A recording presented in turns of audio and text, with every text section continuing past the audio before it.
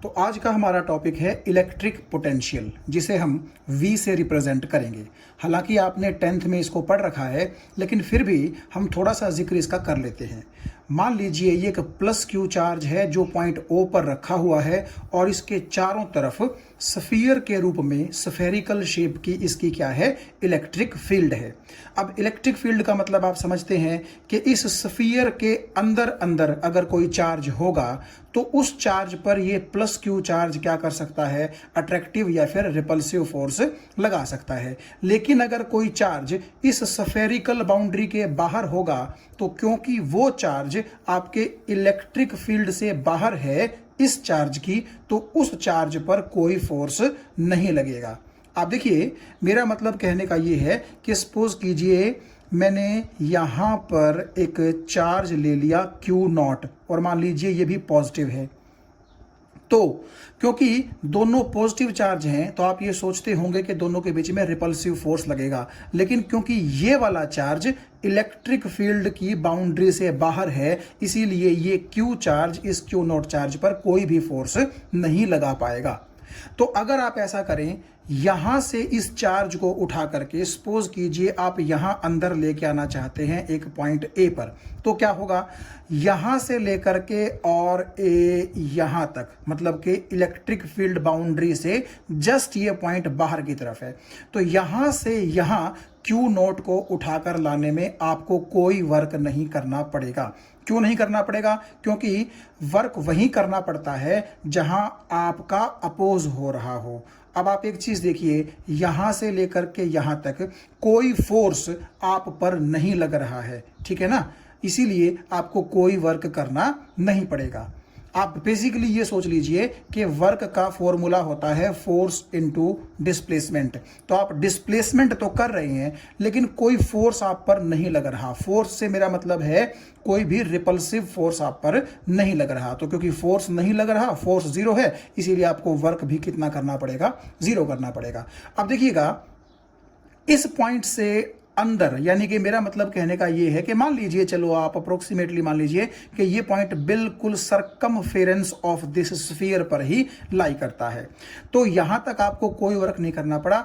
अब जब आप इस पॉइंट से अंदर A तक जाएंगे तो क्या होगा, ये Q0 चार्ज आपके पास है। तो देखिएगा, जैसे जैसे आप इस Q0 चार्ज को अंदर की तरफ लेकर के जाएंगे, आपको पॉइंट A पे रखना है इस चार्ज को। तो होगा ये कि क्योंकि अब आप इस स्फेरिकल बाउंड्री के अंदर आ गए हैं, तो इस पॉजिटिव चार्ज पर ये पॉजिटिव चार्ज बाहर की तरफ फोर्स लगाएगा। क्योंकि अगर ये वाला पॉजिटिव चार्ज आप यहां रखे हुए हैं, यानी कि इस पॉइंट पर आपने रख दिया प्लस का Q0, तो जैसे जैसे आप अंदर लेकर के जाएंगे क्या होगा, आपके ये वाला पॉजिटिव चार्ज और ये वाला पॉजिटिव चार्ज पास आ रहे हैं, यानी कि दोनों के बीच का डिस्टेंस कम हो रहा है। और अगर दोनों के बीच का डिस्टेंस कम होगा तो ये वाला चार्ज इस चार्ज पर रिपल्सिव फोर्स यूं बाहर की तरफ लगाएगा। तो आप चल रहे हैं यूं अंदर की तरफ पॉइंट A की तरफ, जबकि आप पर फोर्स लग रहा है बाहर की तरफ। तो बेसिकली ये चार्ज आप पर, क्योंकि आपके हाथ में ही है ना ये Q0 चार्ज, अभी आप ऐसा सोचिए, तो आप पर रिपल्सिव फोर्स बाहर की तरफ लगा रहा है, तो ये फोर्स आपको बाहर निकालना चाहेगा,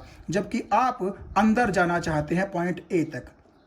तो नेचुरली ये जो रिपल्सिव फोर्स है ये आपका अपोज ही तो कर रहा है, लेकिन इस अपोज के अगेंस्ट आप जा रहे हैं पॉइंट A तक, तो आपको इस फोर्स से लड़ना पड़ेगा, यानी कि आपको वर्क करना पड़ेगा, क्योंकि आप डिस्प्लेसमेंट भी यहां कर रहे हैं और इसके अंदर, यानी कि यहां से लेकर के पॉइंट A तक जब आप चलेंगे तो आपको फोर्स का भी सामना करना पड़ेगा। तो इसीलिए यहां पर वर्क डन जो है वो नॉन जीरो होगा, कुछ ना कुछ आपको वर्क करना पड़ेगा। तो वो वर्क आप देखिए जो आपने किया उसको मैं W से रिप्रेजेंट कर देता हूं, और वो वर्क आपने किस लिए किया, इस Q0 चार्ज को बाहर वाले पॉइंट से अंदर वाले पॉइंट तक ले जाने के लिए आपने किया। तो आप कितना चार्ज उठा करके ला रहे हैं, Q0, तो आप इस वर्क को Q0 से डिवाइड कर दीजिए। इसी चीज को हम बोलते हैं पोटेंशियल, जिसको हम V से रिप्रेजेंट करते हैं। तो आप क्या बोल सकते हैं कि इलेक्ट्रिक पोटेंशियल जो होता है वो किसके बराबर होता है, कि कितना वर्क आपने किया और कितने चार्ज के लिए आपने वो वर्क किया। तो उस चीज को हम बोलते हैं उस पॉइंट का पोटेंशियल। तो आप डिफाइन कैसे करेंगे, आप मान के चलिए कि ये जो इलेक्ट्रिक फील्ड फैली हुई है स्फेरिकल नेचर की, इससे बाहर बहुत दूर है वो पॉइंट जहां से आपने चार्ज को उठाया। मान लीजिए ये पॉइंट इन्फिनिटी पर है, ठीक है। वैसे भी आप देखिएगा कि आप इस पॉइंट को भी इन्फिनिटी पर बोल सकते हैं, यहाँ कोई पॉइंट लें उसको भी इन्फिनिटी पर बोल सकते हैं, यहाँ कोई पॉइंट लें उसको भी इन्फिनिटी पर बोल सकते हैं। क्यों? क्योंकि इस पॉइंट से बाहर ये चार्ज फोर्स नहीं लगा सकता। तो इसका मतलब है इस चार्ज के लिए यहां पर भी फोर्स लगाया जो जाएगा इस चार्ज के द्वारा, वो कितना होगा इस पॉइंट पर? जीरो। यहां पर भी जीरो, यहां पर भी जीरो, और जब आप बहुत दूर चले जाएंगे तब भी जीरो होगा। तो इसका मतलब है आप बहुत दूर वाले पॉइंट को भी इन्फिनिटी बोल सकते हैं, और जो इस पॉइंट से जस्ट थोड़ा सा आगे होगा पॉइंट यहां पर, यानी कि इलेक्ट्रिक फील्ड से जस्ट बाहर होगा, उस पॉइंट को भी आप इन्फिनिटी पर मान सकते हैं, क्योंकि इस पॉइंट पर और इस पॉइंट पर दोनों पर ही ये चार्ज कोई भी फोर्स नहीं लगा पाएगा। तो आप ऐसा कह सकते हैं कि इन्फिनिटी से आपने क्यू नॉट चार्ज उठाया और इलेक्ट्रिक फील्ड के अंदर एक पॉइंट है जहां पर आपको वो चार्ज रखना है। तो उस प्रोसेस में आपको कितना वर्क पर यूनिट चार्ज करना पड़ा, उसी को हम बोलते हैं इलेक्ट्रिक पोटेंशियल। और ये इलेक्ट्रिक पोटेंशियल जो होता है ये पॉइंट की प्रॉपर्टी होती है। पॉइंट का मतलब जिस पॉइंट पर आप चार्ज को ला करके रखना चाहते हैं उस पॉइंट की ये प्रॉपर्टी होती है। क्यों? क्योंकि अगर मैं ए से आगे यहां एक पॉइंट बी ले लूं और सपोज करो आपको इन्फिनिटी से ए नहीं बल्कि इन्फिनिटी से बी पर रखना है ये चार्ज ला करके, तो क्योंकि आपका पॉइंट बी इस क्यू चार्ज के और नजदीक हो गया, तो इसका मतलब है आपको इन्फिनिटी से लेकर के बी तक चलना पड़ेगा। यानी कि जैसे जैसे आप करीब आते रहेंगे तो दोनों के बीच में रिपल्सिव फोर्स तो बढ़ता रहेगा। भाई रिपल्सिव फोर्स का फॉर्मूला क्या होता है? 1/4 पाई एप्सिलॉन नॉट, पहला चार्ज Q, दूसरा चार्ज Q नॉट, और डिवाइड बाय दोनों के बीच का डिस्टेंस का स्क्वायर। कूलम्स लॉ से हम ऐसा देख सकते हैं। तो जब आप ये देखिए हम पॉइंट ए तक आए थे तो तब भी R कुछ ज्यादा था कंपैरेटिवली, लेकिन जब आप बी पर आएंगे तो वो आर तो बहुत ही कम हो गया, तो डिस्टेंस जितना कम होगा आपका फोर्स उतना ही क्या हो जाएगा? ज्यादा हो जाएगा।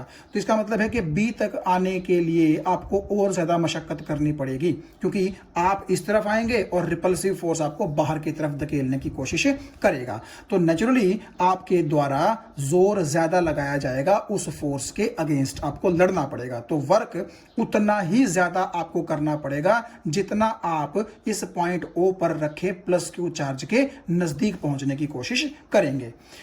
तो कितना आपको वर्क करना पड़ा और कितने चार्ज के लिए करना पड़ा, उनकी रेशियो को ही क्या बोलते हैं? पोटेंशियल। और मैं आपसे कह रहा था कि पोटेंशियल जो होती है वो पॉइंट की प्रॉपर्टी होती है, क्योंकि पॉइंट ए तक आने के लिए आपको कम वर्क करना पड़ेगा, बी तक पहुंचने के लिए आपको और वर्क करना पड़ेगा, और अगर आप और करीब पहुंचना चाहेंगे तो आपको और ज्यादा वर्क करना पड़ेगा। तो आप ऐसा बोल सकते हैं, अगर मैं हिंदी में डिफाइन करूं, इन्फिनिटी से उठा करके, किसको उठाया आपने? एक चार्ज को उठाया। तो इन्फिनिटी से एक चार्ज को उठा करके इलेक्ट्रिक फील्ड के अंदर किसी पॉइंट तक लाने के लिए आपको कितना वर्क पर यूनिट चार्ज करना पड़ता है, उसी को हम क्या बोलते हैं? पोटेंशियल बोलते हैं। और ये पॉइंट कहां है? ये पॉइंट एक दूसरे चार्ज की इलेक्ट्रिक फील्ड के अंदर प्रेजेंट है। मतलब सपोज कीजिए कि क्यू नॉट चार्ज है, मान लीजिए 5 कूलम का, ठीक है, और आपको इन्फिनिटी से लेकर के ए तक इसको लेके आना है। तो नेचुरली जब आप यहां तक लेके आएंगे तो मान लीजिए आपको 50 जूल काम करना पड़ गया, तो हम लिखेंगे कि 5 कूलम के लिए आपको काम करना पड़ेगा 50 जूल। तो 1 कूलम यानी कि यूनिट चार्ज के लिए आपको कितना काम करना पड़ेगा, तो वो क्या कैसे निकालेंगे हम? तो वो हो जाएगा आपका 50 जूल डिवाइड बाय 5 कूलम। तो इसका मतलब है 10 जूल पर कूलम, यानी कि पर कूलम चार्ज आपको 10 जूल वर्क करना पड़ेगा।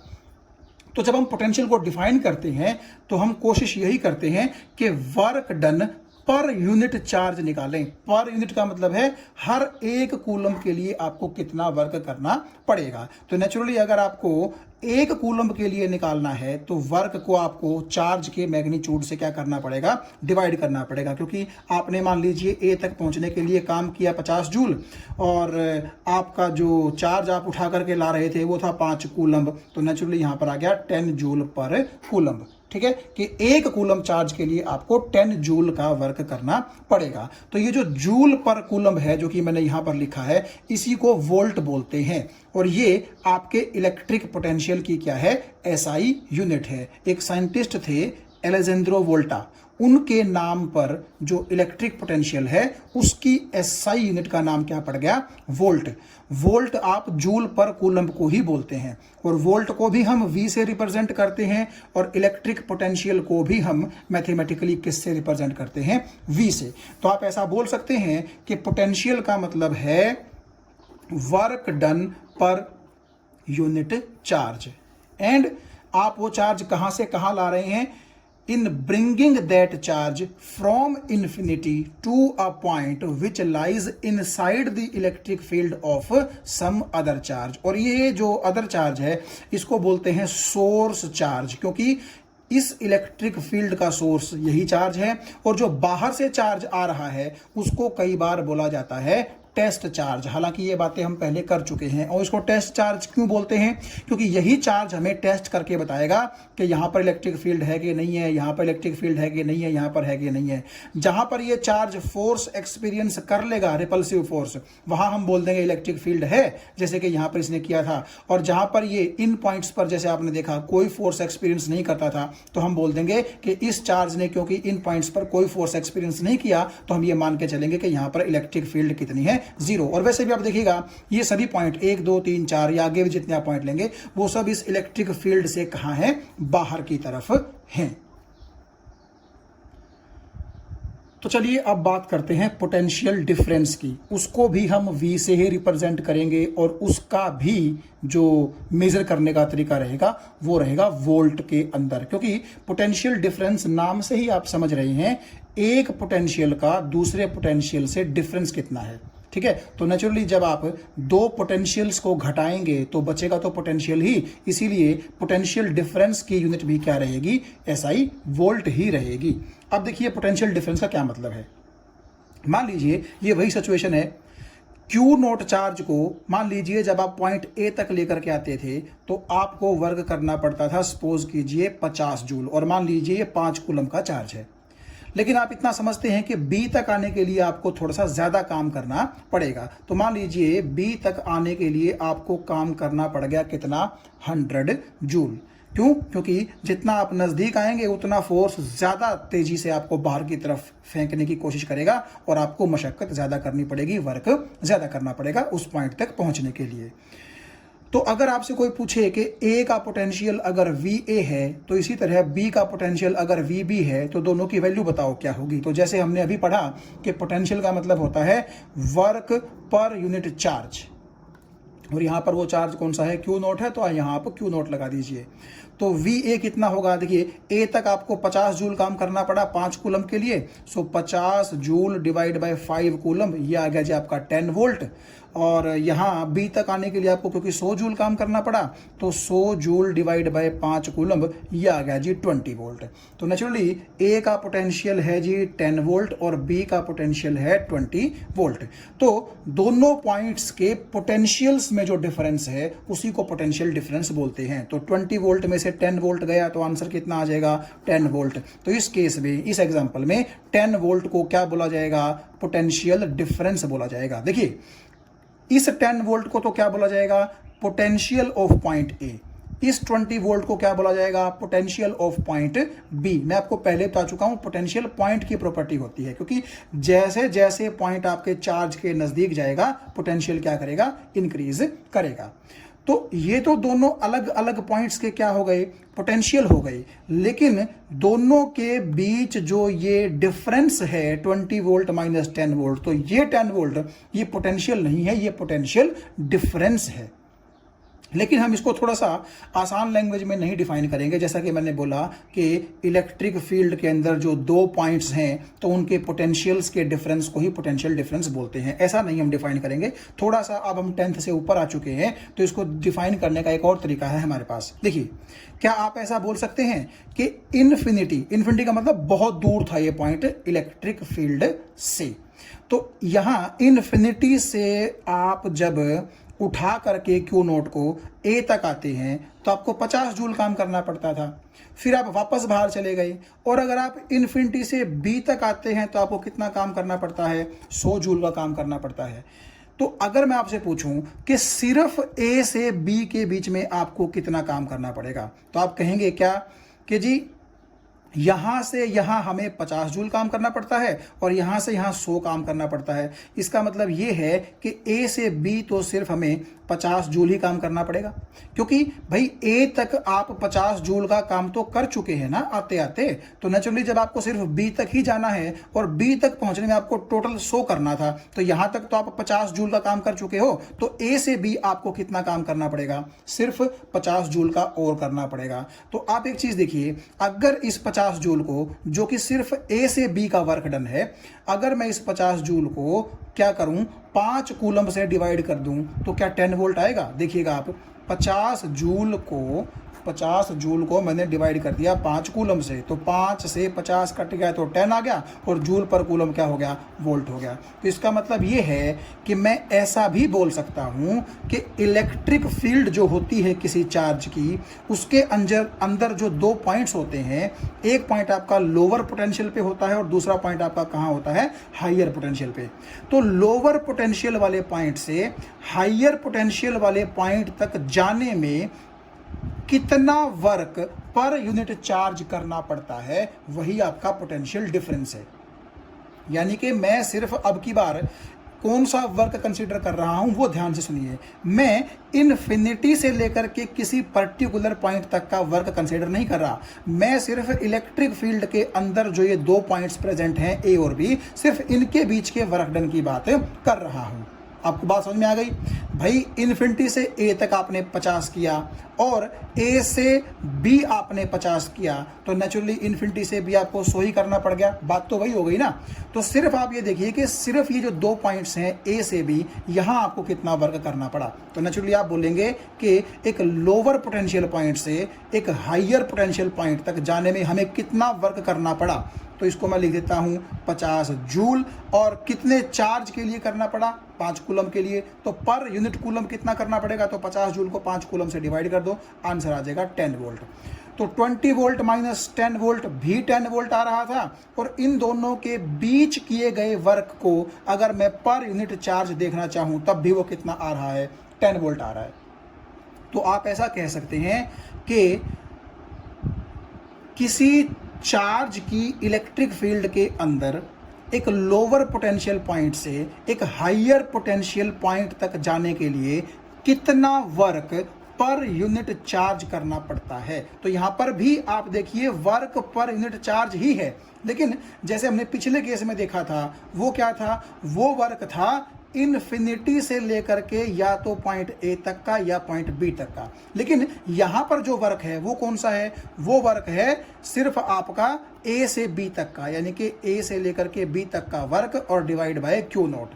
तो देखिए है तो वही वर्क चार्ज, लेकिन फर्क है यहां पर वर्क है इन्फिनिटी से लेकर के किसी पर्टिकुलर पॉइंट तक का। किसके केस में, पोटेंशियल के केस में। लेकिन पोटेंशियल डिफरेंस के केस में क्या है, वर्क डन है सिर्फ उन दोनों पॉइंट्स के बीच का, जिन दोनों पॉइंट्स के बीच का आप पोटेंशियल डिफरेंस देखना चाहते हैं। तो लास्ट में मैं डिफाइन कर दूं पोटेंशियल डिफरेंस को, तो आप क्या बोलेंगे कि दो पॉइंट्स के बीच में जो पोटेंशियल डिफरेंस है उसको हम इस तरीके से डिफाइन करेंगे कि अगर वो दोनों पॉइंट्स किसी चार्ज की इलेक्ट्रिक फील्ड के अंदर लाई करते हैं तो किसी यूनिट कूलम चार्ज को आप लोअर पोटेंशियल पॉइंट से हाइयर पोटेंशियल पॉइंट तक ले जाने में कितना वर्क करेंगे, तो उस work per unit coulomb charge को ही क्या बोला जाएगा, पोटेंशियल डिफरेंस बोला जाएगा। ठीक है। तो मैं आपको एक बार फिर से थोड़ा सा समरी के लिए बता दूं, देखिएगा, अगर आप वर्क करते हैं इन्फिनिटी से लेकर के पॉइंट ए तक और उसको पर यूनिट चार्ज देखेंगे तो वो पोटेंशियल है ए का। सिमिलरली अगर मैं यहाँ थोड़ा सा आपको दिखाऊं, आप वर्क देखते हैं इन्फिनिटी से लेकर के बी का पर यूनिट चार्ज, तो वो है पोटेंशियल बी का, ठीक है। लेकिन अगर आप वर्क देखते हैं एक लोअर पोटेंशियल पॉइंट से एक हायर पोटेंशियल पॉइंट, यानी कि work done from A to B और पर यूनिट चार्ज, तो वो होता है आपका क्या, potential difference between those two points. तो यहां आप डायग्राम में देखिए, हमारे टॉपिक का नाम है expression for potential due to a point charge. ये पॉइंट O पर एक प्लस Q चार्ज रखा हुआ है, ये एक पॉइंट चार्ज है, और इस पॉइंट चार्ज की वजह से सपोज कीजिए स्मॉल r डिस्टेंस पर एक पॉइंट X है, जहां मैं ये निकालना चाहता हूं कि इस पॉइंट X पर इस चार्ज की वजह से पोटेंशियल कितना होगा।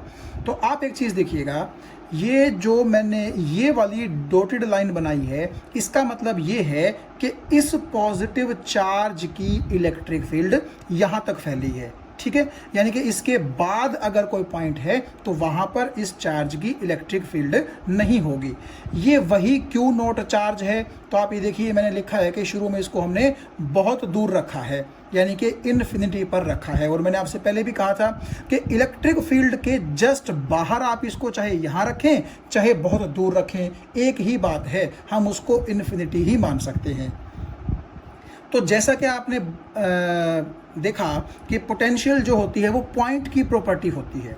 तो अगर मैं ऐसा बोलूं कि इस क्यू नोट चार्ज को इन्फिनिटी से उठा करके और मैं यहाँ एक्स के ऊपर रखना चाहता हूँ, तो नेचुरली जब मैं यहाँ आऊँगा और फिर अंदर की तरफ बढ़ूँगा तो इस पॉजिटिव चार्ज का मेरे ऊपर रिपल्सिव फोर्स बढ़ता रहेगा और मुझे उसके साथ लड़ने में मशक्क़त करनी पड़ेगी, वर्क करनी पड़ेगी।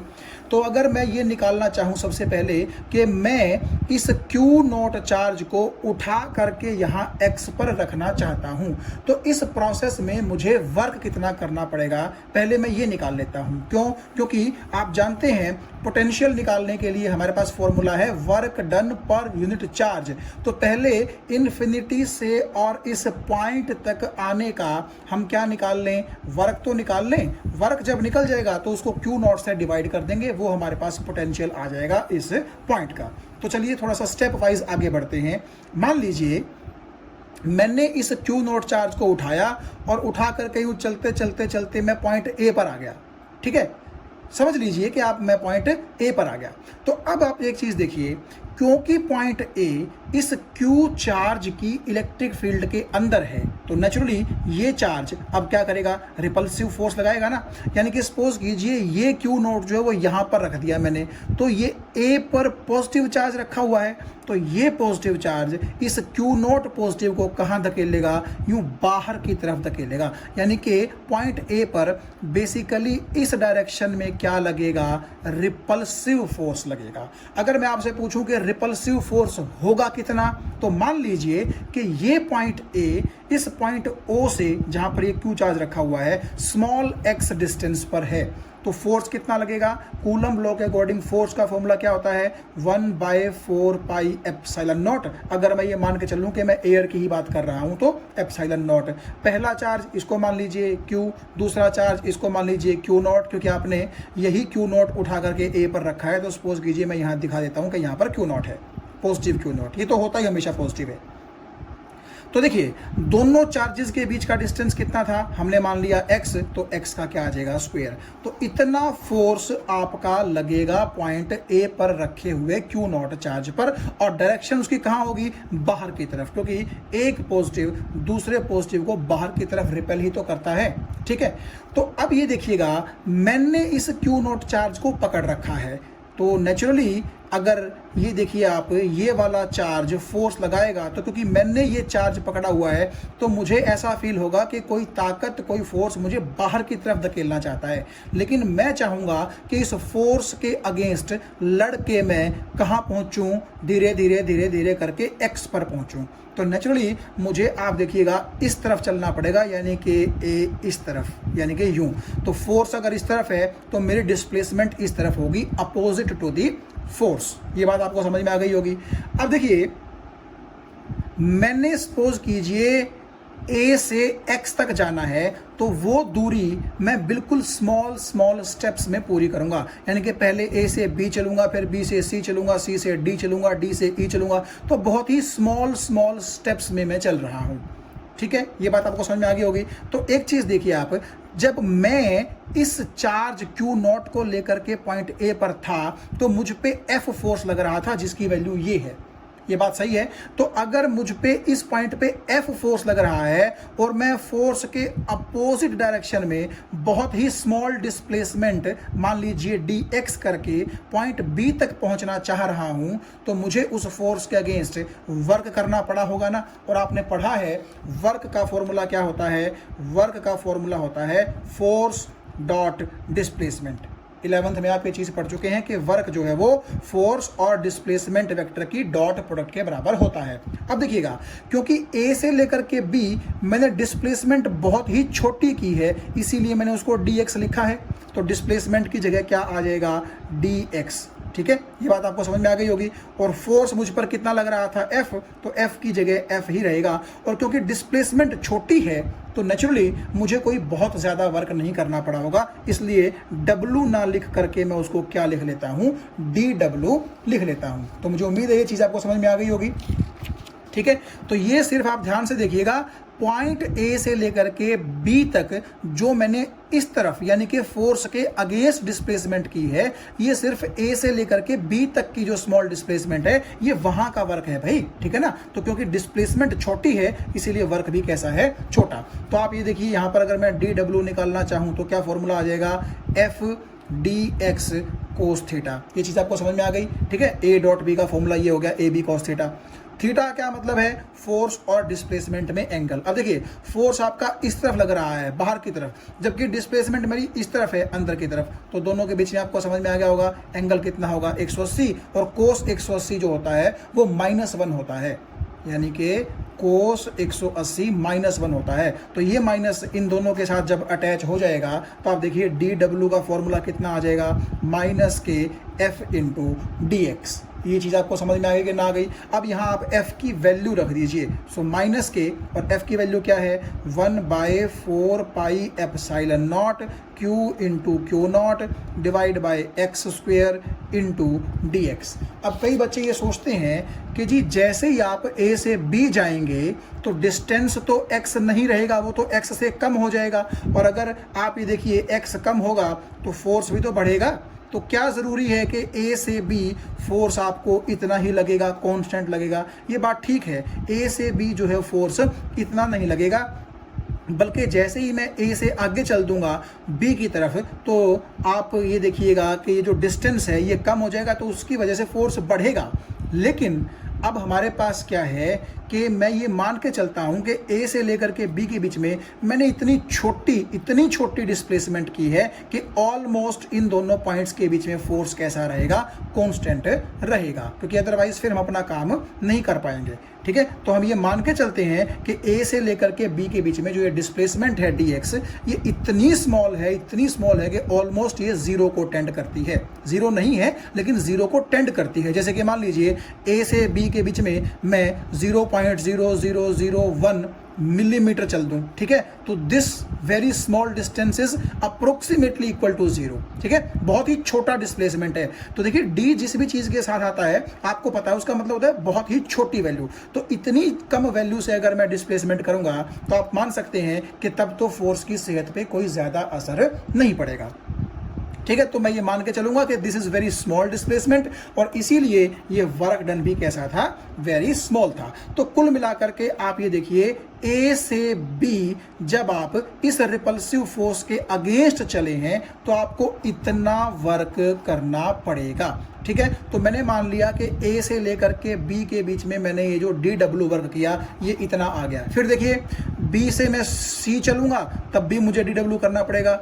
ठीक है, फिर सी से मान लीजिए डी चलूंगा, मान लीजिए तब भी डी डब्ल्यू करना पड़ा। तो एक बात आप देखिएगा, इन्फिनिटी से लेकर के और एक्स तक मुझे पहुंचना है, तो बीच में ये D W D W D W D W D W बहुत स्मॉल जो वर्क हैं मुझे स्मॉल डिस्प्लेसमेंट में करने पड़ेंगे। तो अगर मैं, अब आप समझ रहे होंगे, टोटल वर्क निकालना चाहूं इन्फिनिटी से लेकर के एक्स तक का, क्योंकि मुझे तो टोटल वर्क से ही मतलब है ना कि इन्फिनिटी से लेकर के पॉइंट एक्स तक पहुंचने में मुझे टोटल कितना वर्क करना पड़ा। तो उसके लिए मैं क्या करूंगा, मैं ऐसा करूंगा कि आप देख सकते हैं कि यहां से यहां तो वैसे ही आपको जीरो वर्क करना पड़ेगा, फिर यहां से यहां डी डब्ल्यू, फिर यहां से यहां डी डब्ल्यू, फिर डी डब्ल्यू, फिर डी डब्ल्यू। तो इन सभी डी डब्ल्यूज का मुझे समेशन करना है, क्योंकि यहां से लेकर के और यहां तक के जो ये डी डब्ल्यू है, क्योंकि बाहर तो जीरो है सब, तो यहां से लेकर के यहां तक के जो ये डी डब्ल्यू हैं इनको जब आप जोड़ेंगे तो तभी तो आपका टोटल वर्क आएगा। यहां से यहां तक का बोल लीजिए या यहां से यहां तक का बोल लीजिए, क्योंकि अगर आप यहां से यहां 100 जूल वर्क करते हैं तो यहां से यहां भी तो 100 जूल ही करना पड़ेगा, क्योंकि यहां से यहां वर्क कितना है, 0, तो जुड़ जाएगा। तो बेसिकली यहां से यहां का अगर आप टोटल वर्क निकालना चाहते हैं तो आपको इसी डी डब्ल्यू का क्या करना पड़ेगा, इंटीग्रेशन करना पड़ेगा, क्योंकि आपको सभी स्मॉल डिस्प्लेसमेंट के जो स्मॉल वर्क हैं उनको जोड़ना है। तो जोड़ने का मतलब यही इस डी डब्ल्यू का आप क्या कर दीजिए, इंटीग्रेशन कर दीजिए। तो देखिएगा जो टोटल वर्क होगा वो होगा इंटीग्रेशन ऑफ डी डब्ल्यू, और वो किसके बराबर हो जाएगा, इंटीग्रेशन ऑफ आपका देखिए डी डब्ल्यू इसके बराबर है ना, किसके, माइनस के 1/4 pi epsilon not Q into Q not divide by x square into D x. फिर देखिए लिमिट कहाँ से कहाँ रखी जाए इंटीग्रेशन की। अब आप एक चीज़ ध्यान से देखिएगा, आपने शुरुआत कहाँ से करनी है। ठीक है, शुरुआत हमने करनी है यहाँ से। अब आप मुझे एक चीज़ बताइए, ये पॉइंट इस क्यू चार्ज को देखते हुए कितने डिस्टेंस पर है, इनफाइनाइट डिस्टेंस पर है। ठीक है, तो यहां पर हम लिख देंगे इन्फिनिटी, यानी कि जो वर्क होगा वो मैं इन्फिनिटी से लेकर के शुरू करूंगा, यानी कि ये जो आपका इन्फिनिटी वाला पॉइंट है यहां से मुझे वर्क का काउंट शुरू करना पड़ेगा, और वो काउंट मैं ला करके खत्म कहां करूंगा, इस पॉइंट एक्स पर करूंगा। और देखिए ये पॉइंट एक्स आपके इस क्यू चार्ज से कितनी दूरी पर है, मान लीजिए स्मॉल आर डिस्टेंस पर है। भाई आपको ये चीज समझ में आ गई होगी ना। देखिए जहां मैं शुरू में पॉइंट ए पर पहुंचा था वहां का डिस्टेंस एक्स था, वो तो मैंने बीच में इसलिए पॉइंट माना था ना, क्योंकि मैंने चलना था तो बीच में मैंने डी डब्ल्यू आपको निकाल करके दिखाया। ठीक है, ताकि आपको पता चले कि डी डब्ल्यू का मतलब क्या है और बाद में उस डी डब्ल्यू का इंटीग्रेशन क्यों किया गया है। लेकिन अल्टीमेटली तो हमें इन्फिनिटी वाले पॉइंट से एक्स पर ही तो पहुंचना है। तो आप देखिएगा अगर मैं इस पॉइंट चार्ज के हिसाब से डिस्टेंसेस को डिफाइन करूं तो आप एक बात देखिएगा, इस पॉइंट चार्ज के हिसाब से ये वाला पॉइंट तो इनफाइनाइट डिस्टेंस पर ही है। तो इसका मतलब है कि वर्क मैंने शुरू कहां से करना है, इन्फिनिटी से शुरू करना है, और कहां तक करना है, यहां तक करना है पॉइंट एक्स तक। तो जब आपका ये पॉइंट इस चार्ज के मुकाबले इनफाइनाइट डिस्टेंस पर था तो ये पॉइंट इस चार्ज के मुकाबले कितने डिस्टेंस पर है, आर डिस्टेंस पर। तो यानी कि इन्फिनिटी से लेकर के आर तक मुझे बीच में ये जितने भी D W D W D W D W D W D W D W D W करने पड़ेंगे, सभी को मुझे ऐड करना पड़ेगा। तो बेसिकली इस पॉइंट से लेकर के और इस पॉइंट के बीच में ही आपने सारे वर्क करने हैं। तो इन दोनों पॉइंट्स को हम इस चार्ज की जो है पॉइंट ऑफ व्यू से देखते हैं। तो ये पॉइंट इस चार्ज से इनफाइनाइट डिस्टेंस पर है तो यहां मैंने लिख दिया इन्फिनिटी, और ये वाला पॉइंट आपका इस चार्ज के मुकाबले आर डिस्टेंस पर है तो इसीलिए मैंने लिख दिया आर। यानी कि इन्फिनिटी से लेकर के आर के बीच के जितने डी डब्ल्यू हैं सभी का आपने क्या करना है, इंटीग्रेशन कर देना है। तो इसीलिए ये लिमिट आ जाएगी आपकी इन्फिनिटी से आर तक। This is called lower limit, this is called upper limit. तो अगर हम इसको अब सॉल्व करें आगे तो ध्यान से देखिएगा, डब्ल्यू किसके बराबर आ गया, इसको आप बाहर निकाल लीजिए, ये सब कांस्टेंट है, माइनस के 1/4 पाई एप्सिलॉन नॉट कांस्टेंट है, क्यू और क्यू नॉट भी कांस्टेंट है, ठीक है। और ये आपका जो क्या नाम है एक्स, ये तो कांस्टेंट नहीं है ना, क्यों, क्योंकि जैसे जैसे आप आगे की तरफ चलेंगे तो ये एक्स तो क्या होगा, कम होगा ना, तो ये तो कांस्टेंट नहीं है, तो इसको हम बाहर नहीं निकाल सकते हैं। तो इसका मतलब है माइनस के 1/4 pi epsilon not Q Q not. तो इंटीग्रेशन के अंदर क्या बचेगा, इन्फिनिटी से लेकर के आर 1/x² dx, ठीक है जी, ये आपका बच गया इंटीग्रेशन के अंदर। तो अब इसका इंटीग्रेशन हमें करना है, तो कैसे करेंगे आप जानते हैं, ये आ जाएगा जी माइनस के 1/4 पाई एप्सिलॉन नॉट और q इंटू क्यू नॉट ऐसे का ऐसे।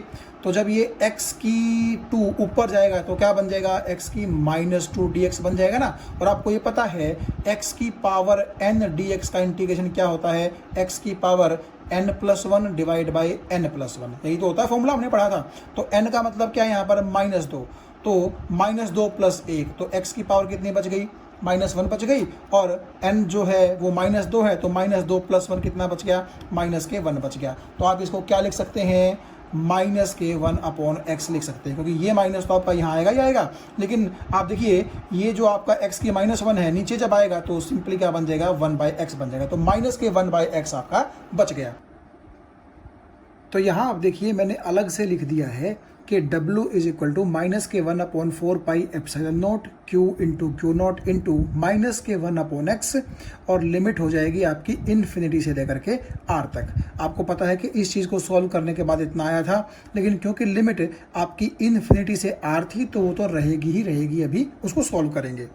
तो वर्क का जो फॉर्मूला आया देखिए वो क्या आएगा, ये दोनों माइनस मल्टीप्लाई होकर के प्लस हो जाएंगे, तो हमारे पास बचेगा 1/4 pi epsilon naught Q into Q not, और आप इसको बेसिकली बोल सकते हैं 1/x।